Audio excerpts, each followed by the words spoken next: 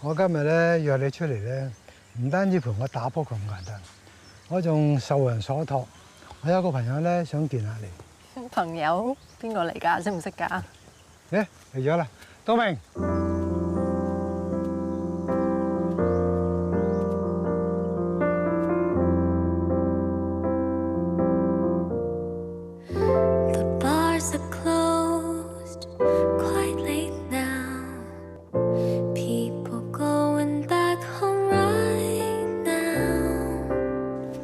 我哋介紹徐道明，之前咧喺個公司做首席顧問，而家係世代物流嘅 CEO。你好，徐道明。宋橋，徐生你好。得你一個嘅，兆海唔得閒咩？呢個項目係由我全權負責嘅。等兆海得閒，我哋先再傾。就算我哋等一年至多都係冇飛機用啫，但係你哋唔同喎，嗰啲飛機擺喺度，每日都係蝕緊錢。你同事冇俾你睇我條片咩？你講得啱，有腫瘤就應該盡快切除。咁你哋世代諗住出咩價錢1億美金，我哋想認購4架767客機。你諗住2000幾萬買一架767？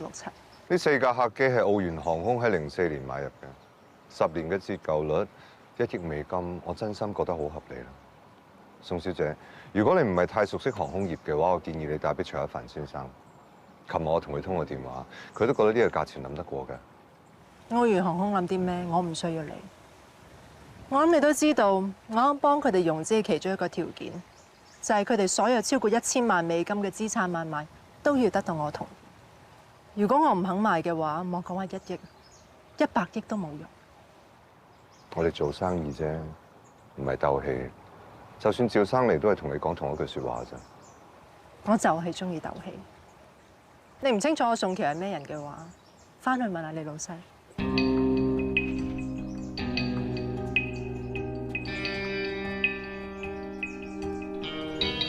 阿海，咁猛太陽你 call 晒我哋出嚟做乜嘢啊？你唔係話諗住喺度開一個熱辣辣董事會啊嘛？我就係想咁多位董事親身落嚟去感受一下，無論日曬雨淋，我哋所有員工係唔會停落嚟。不過有時就算佢哋幾辛苦做嘢都好啦，都可能係白費。啱啱我哋喺青島有批貨，因為報關就延遲咗。我哋同幾位同行用咗市價3倍買佢哋貨機嘅機位嚟送呢一批貨。呢個問題咧已經唔係第一次㗎啦。如果我哋唔能夠控制我哋嘅運輸工具，到時呢一個情況係只會繼續發生。我哋上次喺個會度已經通過咗購買貨機嘅budget㗎啦。但係個 budget 咧實在太細啦。我喺呢一度動議要增加撥款，我哋要喺5年之內係增購每年至少買4架嘅貨機。目標就係要組成一隊擁有30架貨機嘅貨運團隊啊！我哋要喺全中國所有1線城市嘅機場都有我哋嘅貨機係停泊咗喺度咯。阿海，我咪唔想公司嘅版圖擴大啊，而係你嘅諗法係咪有啲不切實際咧？我諗我同其他董事嘅諗法都一樣，唔會贊同你呢個動議嘅。你哋話係唔係啊？係啊。明白嘅。咁既然各位董事都唔贊成嘅，我冇得逼大家㗎。咁我哋講第二個議題啦。嗱，董事局咧可能要選個新主席，我決定咗向董事局辭職嘅。喂，海，你唔係諗住辭職，逼我哋支持你嘅動議係嘛？只要大家支持我嘅動議，我咪收翻封信咯。可能對大家嚟講，物流快遞係一個勞動密集嘅行業，但係時代已經改變咗啦。好多外國嘅物流公司個個係擁有自己嘅飛機㗎啦。以我哋而家國家嘅發展勢頭，好多人已經候住我哋食緊嘅呢一個餅。我已經唔係話想將世代物流佢點樣跑贏全世界，我只係想佢可以唔好喺競爭裏面俾人哋淘汰啫。好啦，我要講嘅咧就係咁多。如果大家堅持公司係要原地踏步嘅，我唔介意㗎。海，你呢封信我冇收過。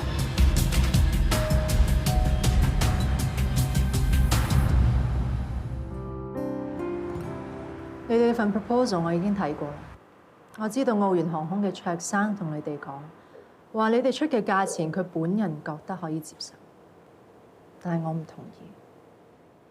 你哋有睇過嗰4架767嘅資料㗎？嗬，4架機喺半年前嘅維修報告都係4個字：性能良好。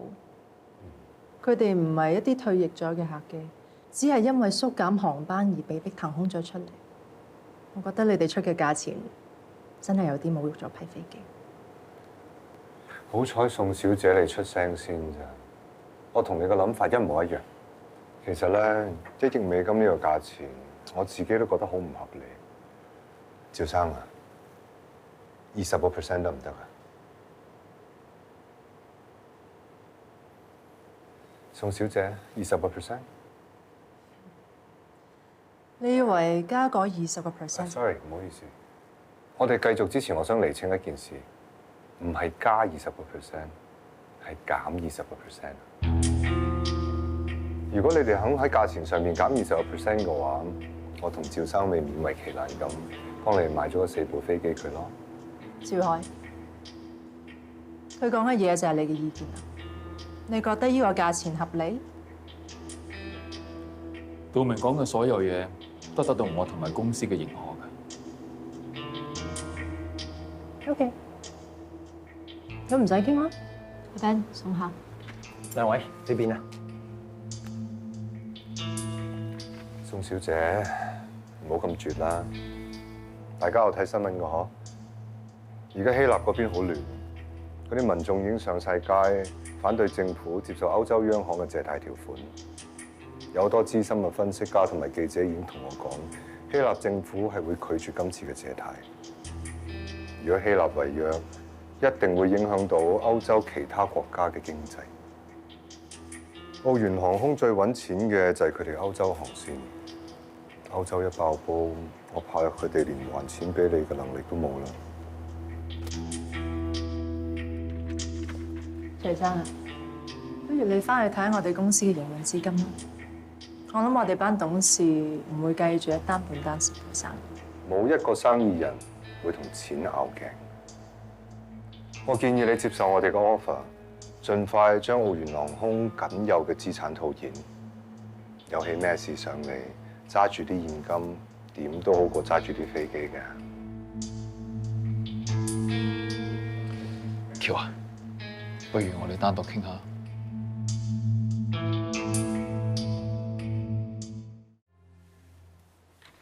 仲記唔記得之前啊？你喺電視台嗰陣，你咪訪問嗰啲做生意好叻嘅人嘅。你成日都問一啲問題㗎，就點解你做生意會咁成功嘅？佢哋答你都係一樣，就係千祈唔好同生意談戀愛。唔好同我講廢話。冇咁固執啦。我哋就係想話俾你聽，呢4架飛機咧，我哋世代物流係一定會買到嘅。我琴日見過卓一帆，佢親口應承會賣俾我嘅。姓卓嘅冇權㗎。澳元要賣多過1000萬美金嘅資產，要得到我嘅同意。我話唔賣就唔賣。我知道啊，所以我哋協定嘅金額咪就係990萬美金。冇可能。今次我哋會以期權嘅形式進行交易。我會等你哋成豐資本同埋澳元航空嘅合約完結之後，再以而家嘅市價嚟進行成交，總值係1億美金。不過，如果你應承嘅，我保留返我哋之前嘅 offer， 我唔會壓你價，同樣都係1億美金。